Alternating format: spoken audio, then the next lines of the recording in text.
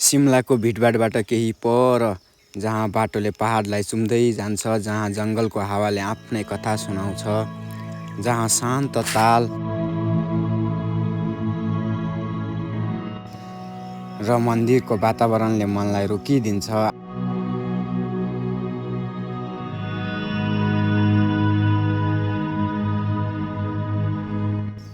आजको यात्रा त्यही सुन्दर बाटोतर्फ हो, मसोब्रा हुँदै कृगनानो नेचर पार्कसम्म।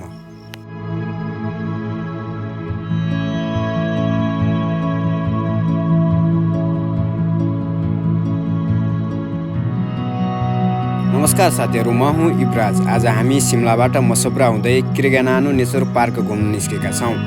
बाटोमा देखिने प्राकृतिक मसोब्रा वातावरण अनि कृगनानोको सुन्दरता, आजको यात्रामा सबै कुरा तपाईहरूसँग बाँड्नेछौँ। सिमलाको सहर पछाडि छोड्दै जाँदा वातावरण पनि बिस्तारै बदलिँदै गयो। भिडभाड र सहरको आवाज कम हुँदै गयो अनि अगाडि देखिन थाल्ने घुमाउरा पहाड र चारैतिर हरियाली जङ्गल। कहिलेकाहीँ यात्राको सुन्दरता गन्तव्यमा होइन, त्यहाँ पुग्ने बाटोमै भेटिन्छ।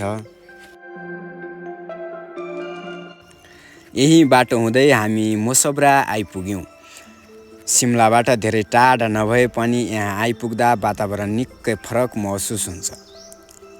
वरिपरि हरियाली, चिसो हावा अनि पहाडी शान्ति।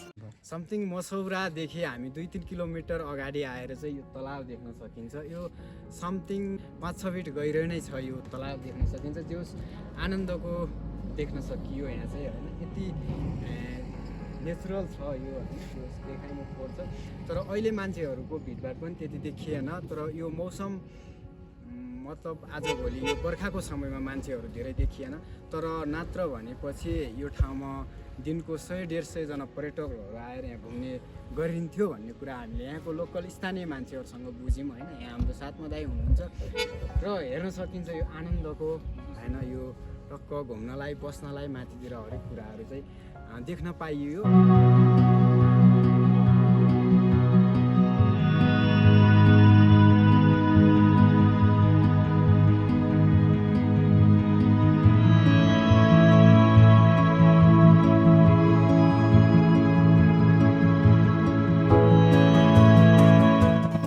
मसोब्रा आइपुगेपछि हाम्रो नजर रोकियो यो शान्त वातावरणमा। पानीको सतह, वरिपरिको हरियाली अनि चिसो हावा। केही समय यही बसेर प्रकृतिलाई हेरिरहँ जस्तो लाग्छ। यात्राको बिचमा यहाँको मन्दिरमा पनि पुग्ने मौका मिल्यो। यात्रा केवल नयाँ दृश्यहरू खोज्न मात्र होइन, बाटोमा भेटिने सांस्कृतिक र शान्त वातावरणलाई महसुस गर्नु पनि रहेछ।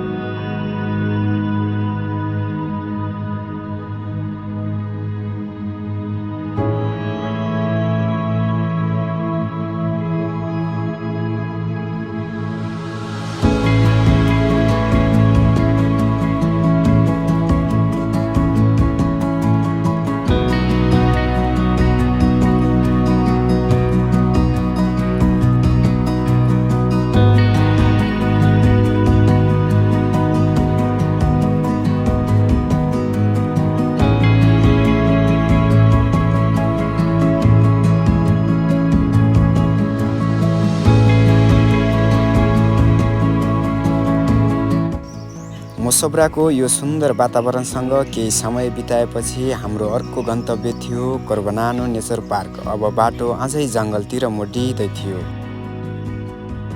सहरबाट जति टाढा हुँदै गयो, प्रकृति त्यति नै नजिक हुँदै गएको महसुस भयो।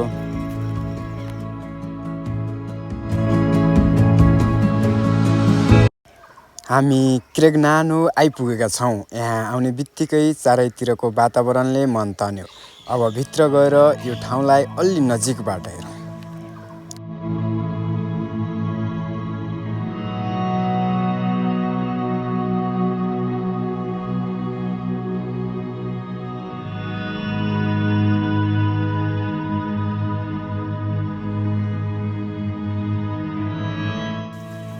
यहाँ आएपछि एउटा कुरा महसुस भयो, प्रकृति सुन्दर हुन ठुलो आवाज चाहिँदैन रहेछ।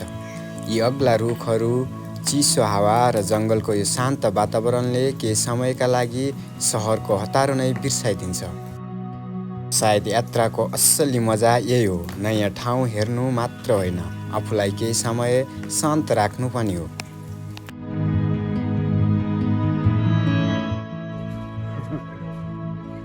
कहाँ से हो? ठीक से घूमने के लिए आया था। कैसा अच्छा लगा ये जगह? अच्छा ठीक है। नाम क्या है? नाम क्या है? बिहार।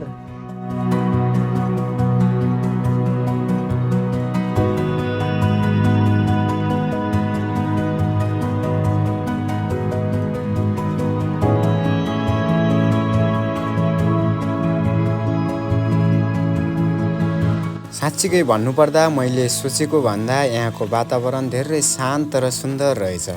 यहाँ केही समय हिँड्दा मनै हल्का भए जस्तो लाग्यो।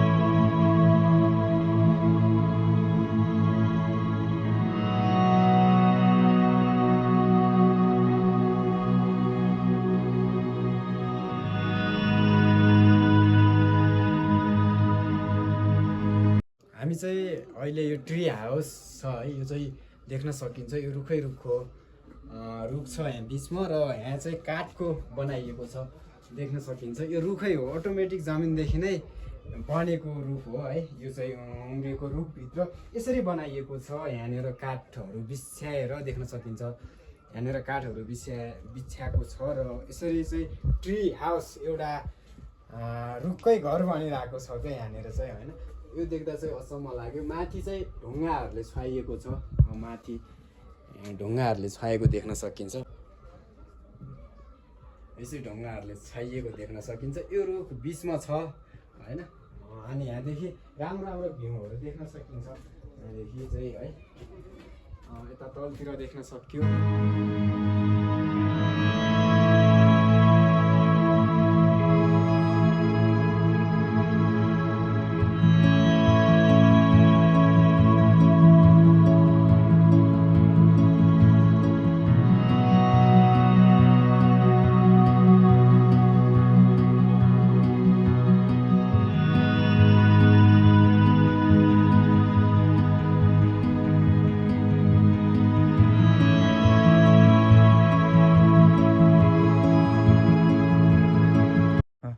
ठिक छ गाइज होइन, यहाँको पार्क पनि देखाएँ, मोसोब्राको सम्पूर्ण जानकारी तपाईँहरूलाई दिए जस्तो लागेको छ मलाई चाहिँ होइन। तपाईँहरूले के कस्तो मूल्याङ्कन गर्नुभयो? यहाँ आएर चाहिँ मलाई एकदम बेस्ट लाग्यो, किनकि यहाँको स्वच्छ वातावरण मलाई जोस् धेरै एक्सपिरियन्स गर्न पाइयो। यहाँको नयाँ नयाँ चिजहरू तपाईँहरूलाई सेयर गर्न पाइयो, साथसाथै आफूले पनि अनुभव गर्न पाइयो। र भिडियो कस्तो लाग्छ, भिडियो मनपर्ने भयो भिडियोलाई लाइक गर्नुहोला, साथै च्यानललाई सब्सक्राइब गर्न पनि नबिर्सनु होला।